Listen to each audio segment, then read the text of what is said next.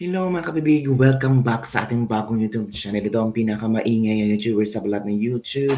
Ako si Kabibig Maglabag-labag na dyan with evidence. Kumusta mga kabibig? At sana nasa mabuti kayong kalagayan ngayon, lalo na ang ating mga OFW. Huwag niyong kalimutan na may mga programa para sa September 2023 ni Pangulong Rodrigo Roa Duterte. Mga kabibig, mo yung kalimutan yan ha. Yung mga may time para pumunta sa The Hague, huwag yung kalimutan na tingnan ninyo ang tawag dito, ang programa kasi first trial yata ito. Babasahin na ng tawag dito ng ICC, oral presentation ng ICC ng kampo ni Pangulong Rodrigo Roa Duterte, tatagal ng 4 na oras sa September 23, mga kabibig. September 23, 4 na oras yung tawag dito, presentation ni Pangulong Rodrigo Roa Duterte sa kanyang depensa. Ako mga kabibig, eto na. May alas ba daw si VP Sara? Anong klaseng alas meron siya na pwedeng ikakasira sa mga testigo, sa mga witness laban kay Pangulong Rodrigo Roa Duterte, mga kabibig? Nako, yung iba, tataas na naman ang kilay. Baka gawa-gawa lang daw ito. Diba, if you still remember, kabibig, sa isang interview, tinanong si VP Sara tungkol kay alias Rene. At si alias Rene ay meron siyang isinasalaysay sa kanyang affidavit tungkol sa mga ICC witness. Oo, baka nakalimutan nyo. O balikan natin ang video ha. Ipapakita ko sa inyo ang video kung saan merong binulgar si VP Sara laban sa mga ICC witness. Nako, eto kabibig ha. Makinig tayo. Makinig tayo kabibig ha. That is a very serious accusation, and it should be answered clearly kung ano ba talaga ang nangyari, and kung sa tingin ni alias Rene na dapat siya ay mag-file din ng kaso, ay dapat gawin niya din yun para nasasabi niya yung to sa loob ng korte at nakakasagot din ng maayos yung mga akusado sa loob din ng korte. Nabasa ko na yung affidavit niya bago pa man siya lumabas publicly, no? In fact, pero pa nga nakalagay doon na nakasama niya ang mga witnesses ko noon ng ICC doon sa isang bahay saan siya pinatira. Is that a reason for concern po na allegedly tanim ebidensya, tanim testigo, tapos meron siyang mga nakasama rin ng mga testigo na dadalhin dito sa ICC na posibleng tanim testigo rin? Oh, yes. Of course. In fact, sinabihan ko din ng lawyer ni President Duterte na meron ng gano'n na statement yung witness against Pastor Kibuloy na ngayon ay nagsasabi na hindi totoo yung sinabi niya. Sinabi niya na nakasama niya sa tirahan mga witnesses ng ICC. Naku po mga kabibig. Posible kaya na itong si alias Rene ay magiging witness din sa ICC laban sa prosecution? Posible, di ba? Kasi siya ang nakakaalam kung totoo bang may mga witnesses din na sinama niya, nasama sa isang lugar kung saan pinagtipon-tipon. Di ba? Again ha. Dito, pakinggan natin. Allegedly, tanim ebidensya, tanim testigo, tapos meron siyang mga nakasama rin ng mga testigo na dadalhin dito sa ICC na posibleng tanim testigo rin. Oh, yes. Of course. Oo. In fact, sinabihan ko din ng lawyer ni President Duterte na meron na gano'n na statement witness against Pastor Kibuloy na ngayon ay nagsasabi na hindi totoo yung mga sinabi niya. Sinabi niya na nakasama niya sa tirahan mga witnesses ng ICC. Oh, yun kabibig. Yun ang posibleng maging alas ba ni VP Sara? Si alias Rene ba ang posibleng makakatulong na itong mga sinasabi nilang witnesses ay hindi mapaniwalaan sa ICC? Dahil posibleng di umano'y maging tanim witness, tanim ebidensya. Sabi ni Atty. Harry Roque. Posible, pwedeng mangyari yun. Kasi alam mo naman, galit na galit sila kay Duterte. Gusto lang makulong si Duterte. Ayaw nila na magkaroon ng interim release si Tatay Digong.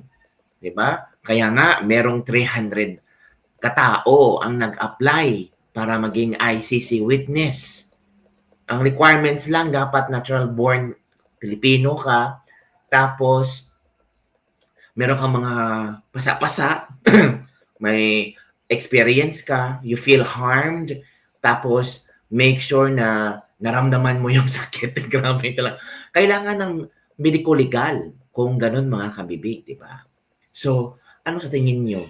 Posible kaya si alias Rene ay magiging witness din laban sa prosecution, laban sa mga witnesses na di umano'y sila daw ay mga biktima ng drug war, AGK victims ni Pangulong Duterte. Nako, grabe mga kabibig, no? Parang malapit na kasi ang first trial Pangulong Duterte, pagbabasa ng mga kasalanan ni Pangulong Duterte, at sinabi dito na ang presentation ni Pangulong Duterte aabot sa 4 na oras. They are asking the ICC na magbigyan sila ng 4 na oras na presentation para sagutin yung mga, alam nyo na, ipinaglalaban ng kabila na si Digong talaga ay mamamatay tao. Sa pupunta sa dahig, mga kabibig, ito yung dapat ninyong schedule of events. Kasi sabi iba, meron daw pupunta na anti-Duterte doon, guguluhin daw ang ICC, mananawagan sila na i-detain na si Digong, pananagutin si Digong. So ito naman ay Free Duterte Now and Injustice. September 15 to 22, ito yung schedule ha. Tingnan nyo mga kabibigan. Kung pupunta kayo sa ICC o yung kalimutan ang schedule na ito, you know.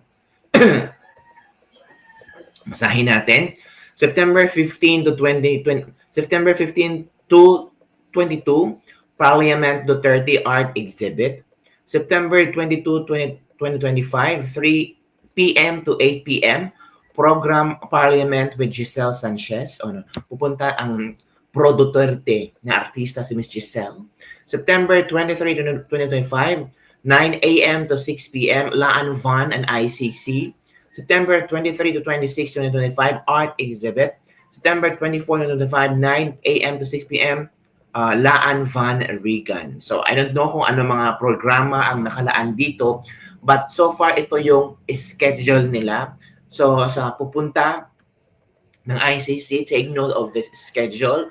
But later on, maybe they will be posting the program flow, kung ano ang inyong masaksihan doon, ano ang inyong ma-experience, mga kabibig. So, hintay-hintay lang kayo sa latest updates hinggil dito, mga kabibig. Sabi naman ni Alvin and Tourism, sa kanyang statement dito ay hanawagan siya, calling the attention of all Filipino supporters, former President Rodrigo Duterte, magkaisa po tayo at bigyan pansin ang mga napakahalagang kaganapan ngayong September 23, 2025 ay ang pinakamalaking importanteng araw kung kailangan ganapin ang confirmation of charges hearing. Ngayon, higit kailanman ay kailangan natin ang matatag na pagkakaisa, malakas na presensya at malinaw na pagpapakita ng suporta. Yun mga kabibig, magkita-kita po tayo sa iba pang nakatandang petsa, 22 to 24, naghanda sila ng sunod-sunod na mga events. Ang iba pang detalye ay kasalukuyang inaayos at agad na ibabalita later on. Hanggang sa dulo, huwag tayong bibitaw sa laban. Samahan natin si former President Rodrigo Duterte hanggang sa kanyang ligtas na pagbabalik sa inang bayan. Isang bansa, isang diwa, ICC Free Duterte Now. So yung pupunta Please take note about the event. It will start on September 15 hanggang 24, mga kabibig. So, yun lang muna kabibig ang ating libak-libak for. Do you think itong si alias Rene ay posibleng maging witness panlaban sa prosecution? Posible kaya si alias Rene ang susi para itong mga witness daw di umano ay hindi mapaniwalaan ng ICC? Kasi sabi doon sa video, nakasama ang iilan ng mga witnesses ni alias Rene, mga ICC witnesses sa isang bahay, tirahan, kung saan tinira si alias Rene, di ba mga kabibig? Nasa affidavit niya, nabasa na ni VP Sara at sinabi na ni VP Sara sa lawyer, di ba? So sana magamit ito ng lawyer, tinan niya kung posible ba na si alias Rene ay uupo, tapos may sasabihin siya tungkol dito at dapat solid yung ebidensya ni alias Rene kasi kung puro salita lang ay parang hindi yan mapaniwalaan. Pero kung may mga video na ipapakita si alias Rene, we don't know, di ba? Alam mo naman sa alias Rene. But every now and then, so sulpot-sulpot lang yan, magbibigay ng mga impormasyon na hindi natin alam kung saan galing niya o whatsoever. Pero sabi ni VP Sara, nabasa niya ang affidavit ni alias Rene at meron siyang na-mention si alias Rene na nakasama niya ang mga ICC witness. Kaya nga sabi ni Atty. Harry Roque, posible kaya na magiging tanim ebidensya, tanim witness ang mangyayari para madiin lang talaga si Digong? Nako kabibig, maghintay-hintay tayo sa mga updates later on kasi alam naman natin na malapit na kabibig ang unang confirmation of charges hearing ni Pangulong Rodrigo Roa Duterte, and we're praying na sana malinawan ang mga utak ng mga ICC judges. So yun ang kabibig, don't forget to like, subscribe, and share this video para sa mga latest trending news na ating pag-usap-usapan. Bye everyone, see you next time.